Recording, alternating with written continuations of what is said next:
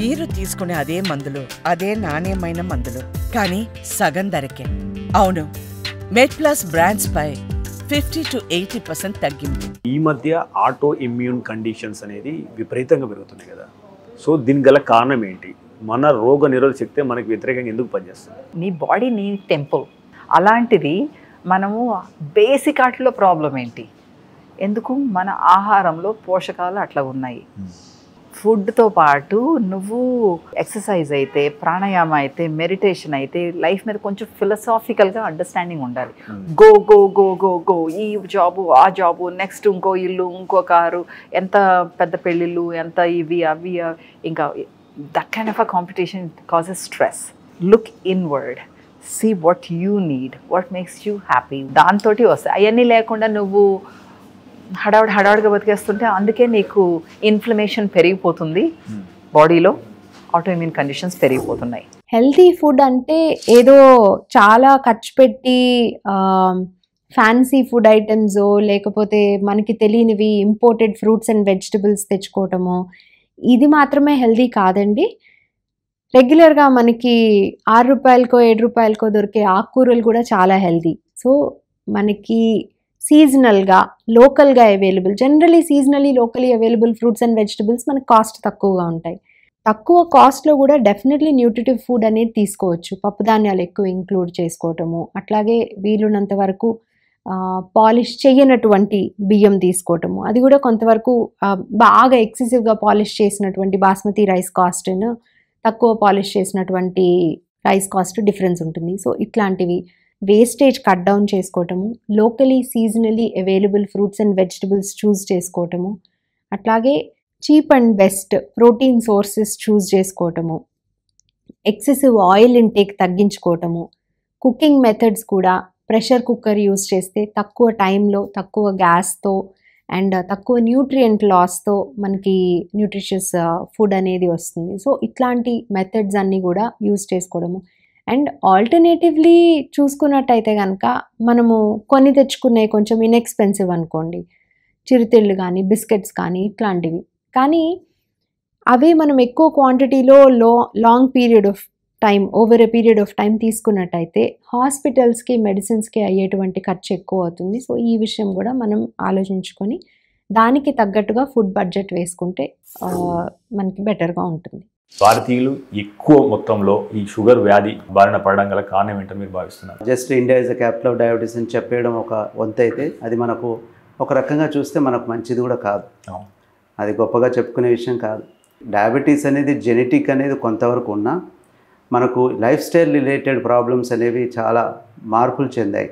మీరు బాగా గమనిస్తే, ఒకటి ఎమిగ్రేషన్ అంటే అర్బనైజేషన్ అనొచ్చు. మనకు అలవాట్లు మారాయి. అంటే మనం అందరం అప్పుడు ఇంట్లో ఉండడం, లేకపోతే అవసరం మ్యాక్సిమం అయితే బయటకు వెళ్ళి అందరం ఇంట్లో వండుకొని బయట తినేవాళ్ళు. మీరు గమనిస్తే ఇప్పుడు ప్రతిదీ కూడా బయటే అయిపోయింది. మనం అందరం ఫ్యామిలీస్లో ఎంతమంది సండే ఇంట్లో తింటున్నారు చెప్పండి.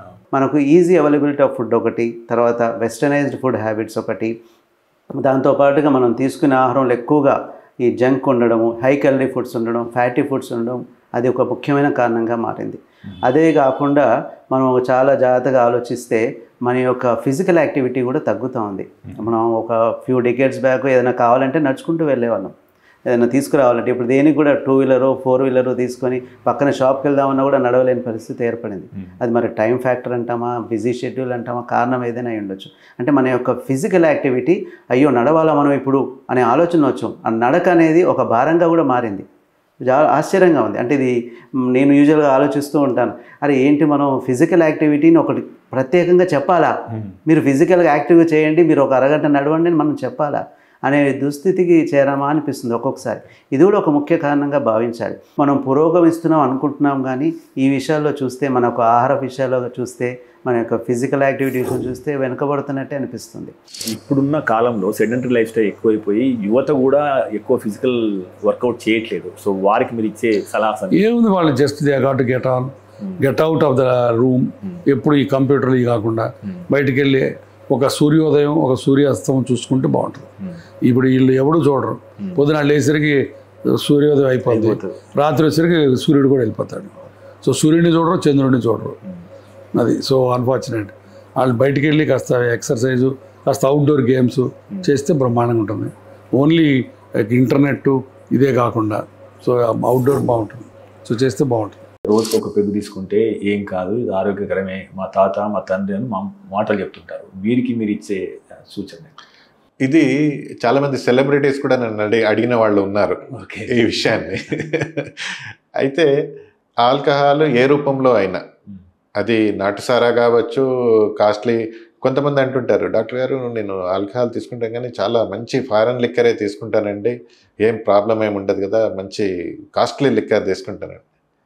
ఆల్కహాల్ అనేది శరీరానికి పడనటువంటి మత్తు పదార్థము, విష పదార్థము. ఈ మధ్యకాలంలో క్యాన్సర్ రేట్స్ అన్నవి పెరగడం అన్నది చాలా ఎక్కువ చూస్తున్నామండి. పెరగడానికి ముఖ్యమైన కారణం రెండు. ఒకటి లైఫ్ స్టైల్ చేంజెస్, అందులో ముఖ్యంగా స్మోకింగ్, ఆల్కహాల్ అండ్ ఒబిసిటీ, ఇవన్నీ రిస్క్ ఫ్యాక్టర్స్. రెండోది ఫిజికల్ యాక్టివిటీ లేకపోవడం, ఇవన్నీ. రెండోది ఏంటంటే అవగాహన. మనకి ముఖ్యంగా మెయిన్ రోడ్ బ్లాక్ ఏంటంటే అవగాహన లేకపోవడం తోటి ఈ క్యాన్సర్స్ అనేవి లేట్గా ప్రజెంట్ చేయడం అంటూ జరుగుతుంది. ఇప్పుడున్న పరిస్థితులు బట్టి ఇప్పుడు వచ్చిన అర్లీ ఏజ్లోనే కొంచెం షుగర్ రావడం కానీ, బీపీ రావడం కానీ, సో కొలెస్ట్రాల్, ఇవన్నీ ఉన్న పరిస్థితులు బట్టి, సో నేనైతే 35 ఇయర్స్ నుంచి సో ఎవ్రీ ఇయర్ అట్లీస్ట్ ఒక్కసారైనా షుగర్ టెస్ట్ కానీ ఇవి రెగ్యులర్గా చేయించుకోని చెప్తాను. సో హెల్త్ చెకప్ 35 నుంచి చేసుకుంటే every year will be better option. And family హిస్టరీలో ఎవరికన్నా షుగర్ కానీ, బీపీ కానీ, 60 ఇయర్స్ లోపల ఎవరికైనా హార్ట్ అటాక్ కానీ, పెరాలసిస్ వాళ్ళు వచ్చిన వాళ్ళకి 30 ఇయర్స్ నుంచి చేసుకుంటే ఇంకా బెటర్ ఉపయోగం ఉంటుంది అనమాట. షుగర్కి సంబంధించి టెస్ట్ చూసుకునేట్టు ఉండాలి, షుగర్ టెస్ట్ పక్కా ఉండాలి. అండ్ బీపీ చూసుకుంటూ ఉండాలి. బీపీ అనేది బ్లడ్ టెస్ట్ ఏం రాదో టెస్ట్ చూపించుకోవాలి. అండ్ సెకండ్ కొలెస్ట్రాల్ టెస్ట్ ఒకటి, okay, regular CBP test, urine test, ఇవి మెయిన్ థింగ్ ఉండేట్టు చూసుకోవాలి. ఫ్యామిలీ హిస్టరీ ఉన్న వాళ్ళకి, ఫ్యామిలీ హిస్టరీ లైక్ గుండెకు సంబంధించిన ప్రాబ్లం ఉన్న వాళ్ళకి ఈసీజీ 2 కూడా ఉంటే మంచిది.